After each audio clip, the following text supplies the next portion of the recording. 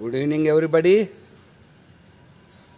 आज थोडा पावसात भिजलो। खूप पाऊस चालू आहे सर्वत्र। शाळेत मला वाटतं 10 ते 12 वेळा पाऊस झालेला आहे। भरपूर पाऊस। संस्थेच्या स्थापनेपासून 45-50 वर्षापासून सलग डेली पाऊस असा कधीच झाला नाही। खूप छान आहे, पण आपलं लॉनवर पाणी अजून साचलेलं नाही। पाणी ॲब्सॉर्ब होतं, खाली जमिनीत जिरतंय। भीज पाऊस असं म्हणतात, भीज पाऊस। खाली विहिरींचे पाणी वाढले, बोरचे पाणी वाढले, सर्वत्र पाणी वाढले। खूप पाऊसच पाऊस, पण अजून पाहिजे तसा नद्यांना पूर नाही। धरणांमध्ये पाण्याचा स्टॉक वाढत नाही अजून, पण छान पाऊस। ठीक आहे, एक संकट येताना दुसरीकडं देव काहीतरी दिलासादायक आनंददायक एखादी घटना, असा प्रसंग किंवा एखादं वरदान देतो। नेहमी असं असतं।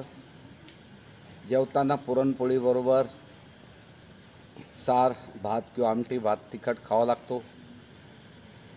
गोड पदार्थाबरोबर थोडा तिखट आंबट कडू पदार्थ जरा टेस्टी असतो, छान आहे। आणि आंबट किंवा कडू बरोबर एखादा गोड बरा असतो। म्हणून सुख दुःख संकट यातना आनंद हे सर्व बरोबर चाललेले आहेत।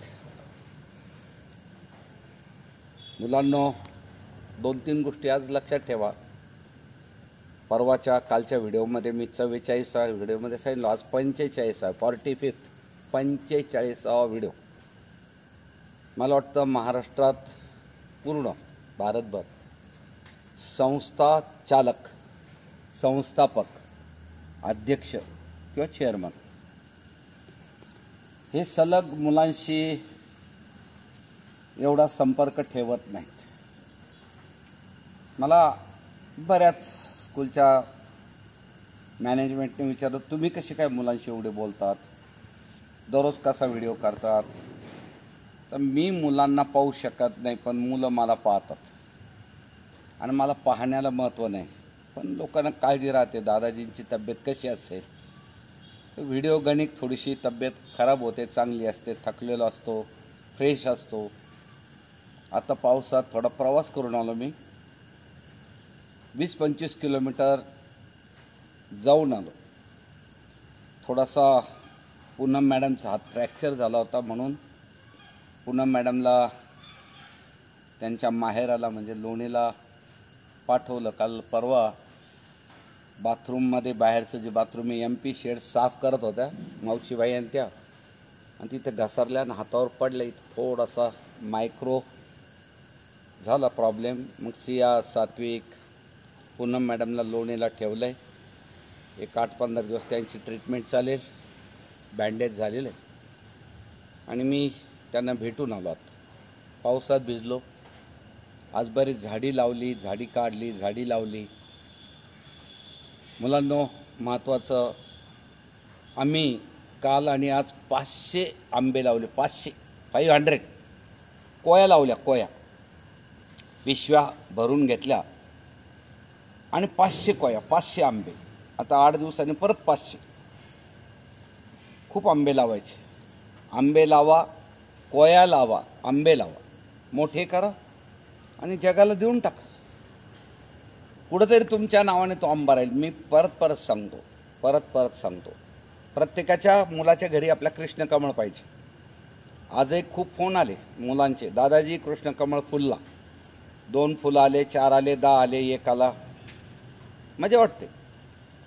आपला मेसेज कृष्णकमळमुळे तुम्हाला शाळेची दररोज आठवण येईल। ते फुल फुललं की आठवण येणार। तसंच आत्ता तुम्ही आज उद्या काल ज्या कोया लावल्या, त्या कोया एकदा आंबे आले, कधी कधी एका पिशवी 2 बाजूला 2-3 लावा ना, चालते। आणि मोठे झाले का आपण ते फोडून, कोय फुटू न देता मग त्याची वेगवेगळे पिशव्या भरता येतील। आता तुमच्याकडे कमी आहे तर मोठी पिशवी असेल, डब्बा असेल, तर त्या मोठ्या पिशवीच्या या कोपऱ्यात इथं 3-4 कोया वेगवेगळ्या 4 बोटाचं अंतर ठेवून त्या कोया टाकून मध्ये दाबायच्या कोयांच्या वर 1 इंच 2 इंच माती राहिली पाहिजे. फार तळाला कोय नाही टाकायची, कोय लावायची आणि त्याच्यावर 1 इंच माती मुरुम काय जे असेल राहायला पाहिजे. म्हणून काहीही करा, मला फोन करा, दादाजी आमचे 100 आंबे उतरले. लावल्याला महत्त्व नाही, ते उतरले का, त्याला पाणी आहे का, पिशवी ओली आहे का, पिशवीतला चिखल ओला आहे का, आणि कोय व्यवस्थित लावली का. नाही समजलं तर आडवी कोय लावायची, आडवी कोय लावायची, उभी नाही लावायची. आडवी लावली मग एका बाजूनं पान येतं आणि एका बाजूनं मुळी येते. जिथून देठ असतो, जिथं आंबा टोक असतं तिथं काळं, तिथून मुळं तयार होतात आणि पुढची बाजू फुटते, पुढची बाजू कोयीची फुटते आणि तिथं पानं येतात, 2 पानं येतात. पहिल्यांदा 2 पानं. म्हणून जी मुळाची बाजू आहे ती खाली लावा, मुळाची बाजू, आणि जी चपटी बाजू असते, पातळ बाजू असते, ती वर राहिली पाहिजे. नाही जमलं तर आडवी लावा. 100 आंबे लावूनच झाले पाहिजे. ज्यांनी माझा आज व्हिडिओ ऐकला, माझी सर्व पालकांना शपथ आहे, शपथ, दादाजींची शपथ आहे सर्वांना, मुलांना आणि पालकांना, 100 कोया लावा. 1 कोय आयुष्यात फेकू नका, 1 कोय फेकू नका. खरं सांगू, तुम्ही कुठं प्रवासाला चालले तर 10-20 कोया असतील आपल्या. कोणाच्या शेताच्या बांधावर मध्ये राहणार नाही, बांधावर अशा कोया, खड्डा घ्यायचा हाताने आणि तिथं कोय लावून द्यायची. सांगायचं नाही कुणी लावली, मी आमक्याच्या शेतात लावली, काही नाही. आणि नाही तर मग पिशव्यात तयार करा रोपं आणि शेतकऱ्यांना देऊन टाका, मित्रांना द्या. खरं सांगू का, जो शेतकरी आहे ज्याच्याकडे 2, 4, 5, 10 एकर जमीन आहे, 1000 एकर जमीन आहे, 100 एकर, 40-50 एकर जमीन आहे, त्या माणसाने आमराईत राहायचं. आमराईत सगळ्यात शुभ आहे, सर्वात शुभ आहे. मी नेहमी सांगतो, प्रत्येक घराजवळ एक पारिजातकाचं झाड पाहिजे. पारिजातक जे स्वर्गातून देव आणि दानवांचं ज्यावेळेस ते वाटप झालं समुद्र मंथनानंतर, त्यात पारिजातक मिळालेलं आहे. चांगल्या शेतकऱ्याच्या वस्तीवर पारिजातक पाहिजे. एक कृष्ण कमळ पाहिजे 2, एक पारिजातक, एक कृष्ण कमळ. 3रा आंबा पाहिजे, आंबा. आणि 4थं नारळ पाहिजे, नारळ. परत ऐका, नारळ पाहिजेच वस्तीवर, आंबा 1 तरी पाहिजे, कृष्ण कमळाचं 1 झाड पाहिजे, पारिजातकाचं 1 पाहिजे आणि 1 घोडा पाहिजे. घोडा बागायतदार त्याला म्हणायचं ज्याच्या घरी घोडा आहे. बैल नसतील तर जाऊ दे, आता ट्रॅक्टर आहेत, पण ज्याच्या घरी घोड्याचं पिल्लू आहे, घोडा आहे, तो बागायतदार. मी मोठा बागायतदार, लय मोठा बागायतदार, मोठा पुढारी, आणि घोड्याचं 1 शिंगरू घरी नाही. पूर्वी राजराडे, सरदार, बागायतदार यांच्याकडं, मोठमोठ्या लोकांकडं हत्ती असायचे. शेगावचं देवस्थान तुम्हाला माहिती आहे, हत्ती पाहिजे आणि घोडे पाहिजे. ते खूप मोठं लक्षण आहे. पण आता हत्ती अवघड आहे, घोडा सहज आहे. प्रत्येक मुलाच्या घरी घोडा पाहिजे. जो शेतकरी मुलगा आहे, जो वस्तीवर राहतो, गावात राहतो तो नाही, गावातल्याने घोडा घेऊ नये. रानात राहतो, छोटी वस्ती, कुपी असेल, पत्रा असेल, स्लॅब असेल, बिल्डिंग असेल, बंगला असेल, त्या बंगल्यासमोर हे 4 झाडं, कृष्णकमळ, पारिजातक, आंबा आणि नारळ, 1 लावा, 100 लावा. आणि 1 तरी घोडा असावा.